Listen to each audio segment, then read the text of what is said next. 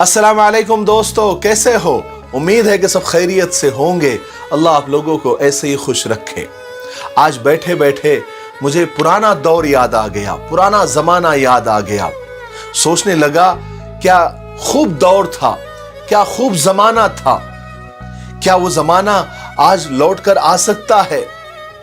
کتنا پیارا دور تھا کہ اگر ماسٹر یا استاذ بچے کو مارتا تھا تو بچہ گھر پر آ کر باپ کو نہیں بتاتا تھا، اور اگر بتاتا بھی تھا تو باپ اسے اور ایک تھپڑ لگاتا تھا۔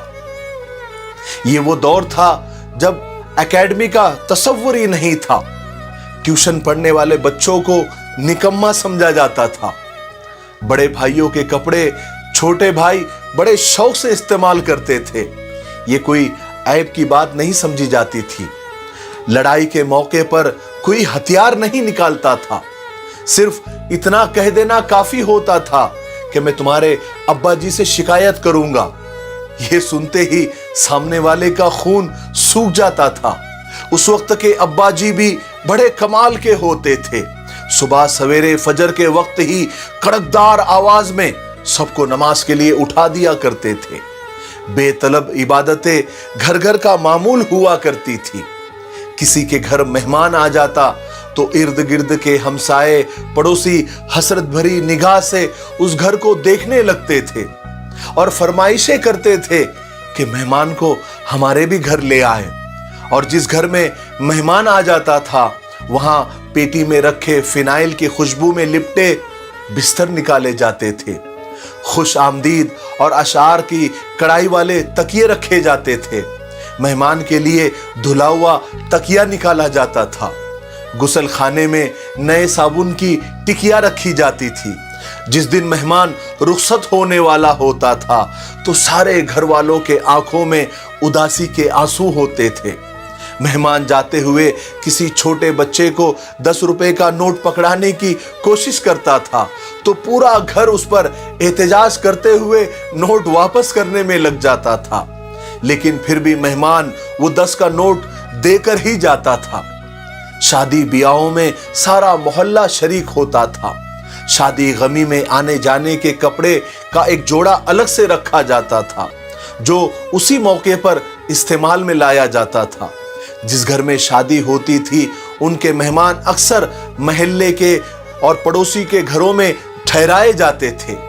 محلے کی جس لڑکی کی شادی ہوتی تھی بعد میں پورا محلہ باری باری میاں بیوی کو یعنی دلہا دلہن کو دعوت کرتا تھا۔ سب کا ہنسنا اور رونا ساجھا ہوا کرتا تھا۔ سب کے دکھ سکھ ایک جیسے تھے۔ سب غریب تھے مگر خوشحال تھے کیونکہ ایماندار تھے۔ دکاندار کو کھوٹا سکہ چلا دینا ہی سب سے بڑا فراڈ اور بھرشٹاچار سمجھا جاتا تھا۔ کاش وہ پرانے دن، کاش وہ پرانا دور، وہ اچھے دن پھر لوٹ آئے تو ہمارے معاشرے میں اور سماج میں انقلاب آ جائے۔ پرانا زمانہ ہی کیا زمانہ تھا۔ دن بھر کی محنت مشقت کے باوجود لوگ راتوں کو گھنٹوں اکٹھے بیٹھ کر گپ شپ لگاتے تھے۔ کہیں موسیقی سنی جاتی تھی، کہیں اشعار کی محفل سجتی تھی، کہیں قصے کہانیاں سنائی جاتی تھی، کہیں رشتہ دار بیٹھ کر اپنے پرانے جھگڑے نپٹاتے تھے، کہیں بیٹھ کر نئے رشتے بنائے جاتے تھے۔ محفل جو بھی ہوتی تھی، بزم جہاں بھی سجتی تھی، موسم گرمی کا ہو یا سردی کا، رت خوشی کی ہو یا غم کی، نشست و برخاست کا لطف حالی، سعدی، اقبال، غالب و میر کے کلام سے ہی دوبالا ہوتا تھا۔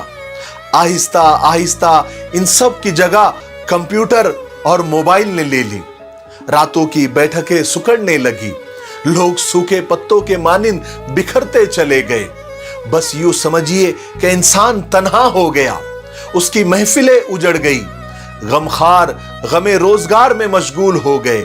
انسان کی اس تنہائی نے ایک گلوبل ولیج کو تشکیل دے دیا۔ اس ولیج میں انسان بظاہر تنہا ہے لیکن در حقیقت وہ ایک بہت بڑی بھیڑ اور ایک بہت بڑے ہجوم میں کھوسا گیا ہے۔ آج کے انسان کی راتیں بظاہر پرسکون نظر آتی ہے لیکن در حقیقت ان راتوں کے پردوں کے پیچھے فکر و غم، پریشانی، مصیبتوں کی ایک قیامت برپا ہے۔ اس الیکٹرانک دنیا نے انسان کے احساسات اور جذبات کو کچل کر رکھ دیا ہے۔ انسان کو موجودہ آئی ٹی کے دور میں کوئی چاہیے جو مشینی انسان کو وحشتوں سے نکال کر محبتوں کے درس پڑھائے، پیار کے سبق یاد دلائے۔ آج آئی ٹی کا گرم بازار کسی سعدی، کسی اقبال، کسی غالب و میر کا منتظر ہے۔ بازار گرم مگر انسان اداس ہے۔ دوستو، کچھ کرو، کچھ سوچو۔ آخر میں چند لائنیں کہہ کر اپنی بات کو ختم کرتا ہوں۔ کیا زمانہ تھا ہم روز ملا کرتے تھے، رات بھر چاند کے ہمراہ پھرا کرتے تھے، جہاں تنہائیاں سر پھوڑ کے سو جاتی ہے ان مکانوں میں عجب لوگ رہا کرتے تھے۔ کر دیا آج زمانے نے انہیں بھی مجبور، کبھی یہ لوگ میرے دکھ کی دوا کرتے تھے۔ دیکھ کر جو ہمیں چپ چاپ گزر جاتا ہے، کبھی اس شخص کو ہم پیار کرتے تھے۔ اتفاقات زمانہ بھی عجب ہے ناصر، آج وہ دیکھ رہے ہیں جو سنا کرتے تھے۔ السلام علیکم۔